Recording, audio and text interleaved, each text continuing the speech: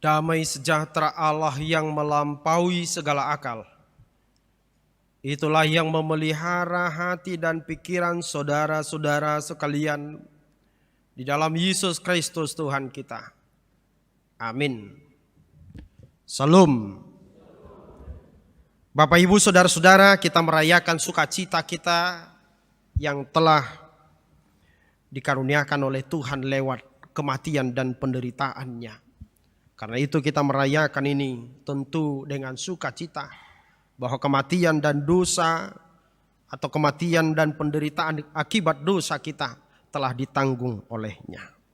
Karena itu firman Tuhan menyapa kita dalam minggu peringatan akan kematian Tuhan Yesus ini terambil dari kitab Nabi Yesaya pasal 52 ayat 13 sampai dengan 15. Demikian firman Tuhan saya baca untuk kita semua.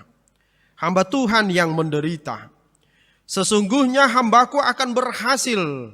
Ia akan ditinggikan, disanjung dan dimuliakan. Seperti banyak orang akan tertegun melihat dia. Begitu buruk rupanya, bukan seperti manusia lagi. Dan tampaknya bukan seperti anak manusia lagi. Demikianlah ia akan membuat tercengang banyak bangsa. Raja-raja akan mengatupkan mulutnya melihat dia. Sebab apa yang tidak diceritakan kepada mereka akan mereka lihat. Dan apa yang tidak mereka dengar akan mereka pahami. Demikian firman Tuhan. Bapak Ibu saudara-saudara yang dikasihi Tuhan kita Yesus Kristus. Sebagaimana tiap-tiap manusia lahir ke dunia ini, lahir dari sebuah penderitaan, lahir dari sebuah pergumulan, lahir dari sebuah jeritan tangis atau keluhan dari seorang ibu yang melahirkan. Karena itu mestinya bahwa penderitaan itu tidak boleh tidak. Kita harus berkata bahwa penderitaan sesungguhnya adalah bagian dari kehidupan saya. Sebab saya terlahir dengan penderitaan, dengan jeritan tangisan, dengan keluhan seorang ibu. Dan karena itu apabila dalam hidup kita menderita, mesti kita mensyukuri itu. Bahwa Tuhan memberikan kita kesempatan untuk lahir ke dunia ini.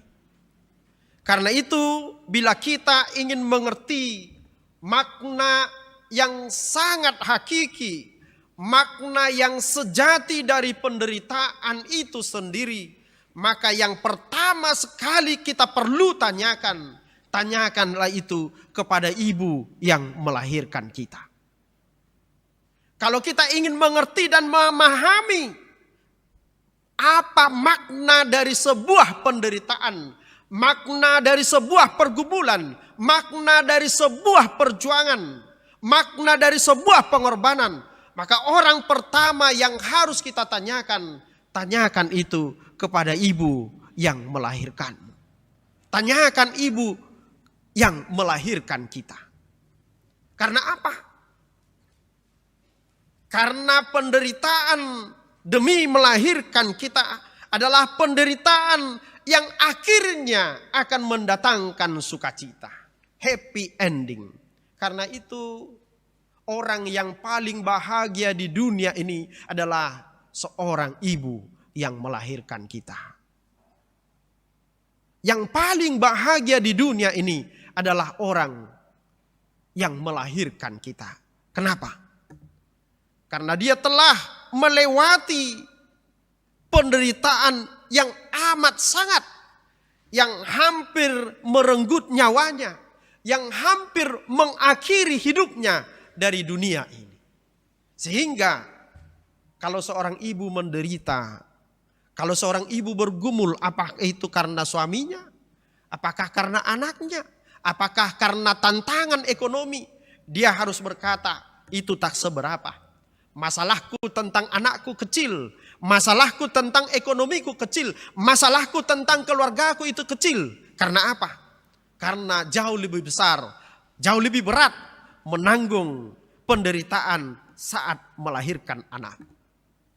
Karena itu Yesus Kristus memberikan gambaran tentang kebahagiaan ini. Dalam Yohanes 16 ayat 12. Bahwa kebahagiaan, bahwa penderitaan kita di dunia, bahwa penderitaan orang-orang percaya, orang-orang beriman, orang-orang yang mengikut Yesus di dunia ini. Bahwa penderitaan itu adalah sebuah keniscayaan. Adalah sesuatu yang normal kita hadapi, adalah sesuatu yang wajar kita hadapi. Tetapi Yesus berkata, namun penderitaanmu, orang-orang yang percaya kepada Tuhan, penderitaanmu orang-orang yang mengikut aku, penderitaanmu karena namaku. Ingatlah bahwa penderitaanmu itu laksana penderitaan seorang ibu atau seorang perempuan yang akan melahirkan. Dia akan menderita sakit, akan bergumul, namun dia akan kuat dan teguh. Dia akan berjuang, dia akan tangguh, dia akan melewati penderitaan itu. Dan pada akhirnya dia akan menerima sukacita. Dan akhirnya ada saatnya dia akan melupakan penderitaan itu. Dia akan melupakan keluh kesah itu. Karena apa? Karena seorang manusia lahir ke dunia ini. Maka Yesus memberikan gambaran tentang tantangan dalam kehidupan orang percaya. Karena memang sekali lagi penderitaan, pergumulan itu, tantangan itu adalah sebuah keniscayaan kepada kita. Ya, adalah kewajaran bagi kehidupan kita. Namun kita mengingat bahwa tidak ada penderitaan orang-orang percaya yang menderita karena Kristus, yang menderita karena kebenaran, yang menderita karena kejujuran akan berakhir dengan derita. Namun sesungguhnya akan berakhir kepada suatu sukacita. Karena itu ada sebuah ungkapan mengatakan struggling for a life. Berjuang untuk sebuah kehidupan, berjuang untuk sebuah kebaikan, berjuang untuk sebuah kebenaran. Itulah suara firman Tuhan hari ini dalam peringatan akan penderitaan dan kematian Tuhan Yesus. Karena itu janganlah kita hanya berjuang untuk kehidupan duniawi ini saja. Kalau untuk kehidupan duniawi ini, untuk karir, ya, untuk prestasi, mungkin untuk cita-cita harta, atau untuk jabatan, kita mau berjuang mati-matian. Atau sering kita katakan, saya setengah mati berjuang. Saya setengah mati bekerja. Namun pertanyaan selanjutnya, bagaimana perjuangan kita untuk iman? Mampukah kita berkorban setengah mati? Atau jangankan setengah mati, mampukah kita berjuang seperempat mati? Jangan-jangan kita tidak mau berjuang untuk itu. Karena itu saya mengajak Bapak Ibu Saudara-saudara sekarang ini, saat ini, mari ingatlah pergumulan-pergumulan. Ingatlah kesedihanmu, ya. Ingatlah pergumulanmu, ingatlah tantanganmu dalam hidupmu. Sekarang juga, kalau ada. Bagi saudara-saudara, Bapak Ibu yang tidak punya pergumulan, puji Tuhan. Tapi bagi Bapak Ibu saudara-saudara yang memiliki perjuangan, memiliki pergumulan, bahkan memiliki kesedihan ataupun duka, saat ini juga ingatlah itu. Daftarkan semuanya. Dan coba bandingkan, identifikasi itu, kenallah itu. Apakah pergumulan kita itu? Apakah kesedihan kita itu? Apakah duka itu? Melulu untuk kehidupan duniawi kita. Melulu untuk kehidupan jasmani kita. Ataukah ada kesedihan kita, pergumulan kita, karena kita prihatin dengan iman kita. Prihatin dengan kehidupan rohani kita. Karena itu firman Tuhan ini mengajak kita untuk menerima, menjalani kehidupan kita dengan penuh syukur. Karena apa? Karena penderitaan kita telah ditanggung oleh Yesus, telah diselesaikan oleh Yesus. Amin. Penderitaan kita sekarang adalah penderitaan yang wajar-wajar saja. Nah, karena itu ada beberapa hal yang mau kita renungkan. Yang pertama, bahwa perayaan kematian Tuhan Yesus hari ini yang kita rayakan adalah perayaan kemuliaan. Adalah perayaan kemuliaan kita. Sekali lagi, peringatan akan kematian Tuhan Yesus ini adalah perayaan kehidupan kita. Peringatan akan penderitaan Tuhan Yesus ini adalah merayakan sukacita kita. Peringatan akan kehinaan Tuhan Yesus ini merupakan perayaan kemuliaan bagi kita. Karena apa? Seharusnya penyakit kita lah yang ditanggungnya. Dalam Yesaya 53 setelah nas ini. Tetapi sesungguhnya penyakit kita lah yang ditanggungnya. Dan kesengsaraan kita yang dipikulnya. Dia tertikam oleh karena pemberontakan kita. Dia diremukkan oleh karena kejahatan kita. Ganjaran yang dia terima. Ganjaran yang ditanggungnya. Demi keselamatan kita. Demi sukacita kita. Demi kebahagiaan kita. Apakah Bapak Ibu saudara-saudara merasakan itu? Apakah Bapak Ibu saudara-saudara pernah merenungkan itu? Kalau tidak pernah atau mungkin jarang, inilah waktu dan kesempatan bagi kita. Ya, inilah waktu dan kesempatan bagi kita untuk merenungkan itu sungguh-sungguh, untuk mengingat itu sungguh-sungguh bahwa dosa kita telah ditebusnya, dosa kita telah ditanggungnya. Karena itu firman Tuhan ini mengajak kita untuk bersyukur kepada Tuhan akan karunia-Nya yang membebaskan kita, yang menyelamatkan kita. Bapak Ibu saudara-saudara jemaat yang dikasihi Tuhan kita Yesus Kristus, firman ini disampaikan oleh Nabi Yesaya kira-kira 300 tahun lebih sebelum Yesus lahir ke dunia ini. Itu berarti bahwa kematian Tuhan Yesus bukanlah kecelakaan, bukan ujuk-ujuk, bukan kebetulan, namun merupakan rancangan Tuhan yang telah ada sejak semula. Yang sejak dunia ini diciptakan, yang sejak manusia jatuh ke dalam dosa.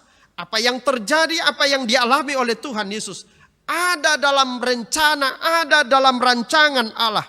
Karena itu keselamatan kita sesungguhnya ada dalam rencana, ada dalam rancangan Allah. Kebahagiaan kita sesungguhnya ada dalam rencana, ada dalam rancangan Allah. Kesuksesan kita sesungguhnya ada dalam rencana, ada dalam rancangan Allah. Karena itu kita mengingat firman Allah di dalam Yeremia pasal 29 ayat 11. Sebab aku ini mengetahui rancangan-rancangan yang ada padaku mengenai kamu. Bukan rancangan kecelakaan, melainkan rancangan damai sejahtera. Rancangan damai sejahtera, bukan kecelakaan. Untuk memberikan kepadamu masa depan yang penuh pengharapan. Mari kita aminkan.